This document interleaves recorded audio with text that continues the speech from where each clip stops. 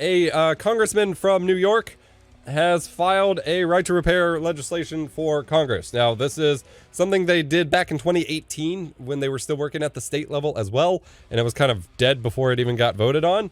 However, a lot has changed. A lot of momentum behind right to repair has happened, and so theoretically, it might be something that Congress is more open to, and we might see more headway with. If you're unfamiliar, right to repair is the argument that every consumer in America should have the right to repair or have repaired the devices they own, which means your iPhones or your tractors or things that are built specifically to not be user repairable. That is considered anti-consumer and is a problem. And so the argument is that, you know, consumers should have the right to repair their own stuff. Now, this isn't an implication that you have to repair your own devices. It is the idea that you should be able to go to any repair shop that wants to service those kinds of devices and have that made. And companies like Apple and John Deere and companies like that have very much lobbied against this and made it impossible for smaller repair shops to do what they do and to really exist in the first place, due to limiting what they have access to, absurd terms for parts and things like that,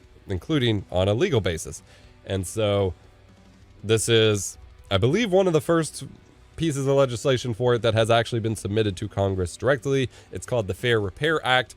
And not only does it basically compel manufacturers to cooperate with it in the first place, but it will actually, it imposes punishments from the FTC if they don't comply in the first place, which includes payment of damages, reformation of contracts, and refund of money or property to the consumer if they can't get their device repaired. It also empowers the FTC to regulate on these kinds of things. So it's just been submitted. It remains to be seen if it'll get voted on and what that will look like. And obviously, Apple has done a crap ton of lobbying to prevent that from happening. But if you want to learn more about it, go check out Louis Rossman's YouTube channel.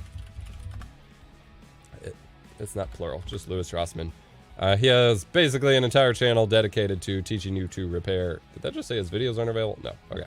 Teaching you to repair products and also covering the overall right to repair issue. And he's been like the big, like he's taking on the big dogs to actually fight it. So I recommend go checking out him and learning more from him in that regard.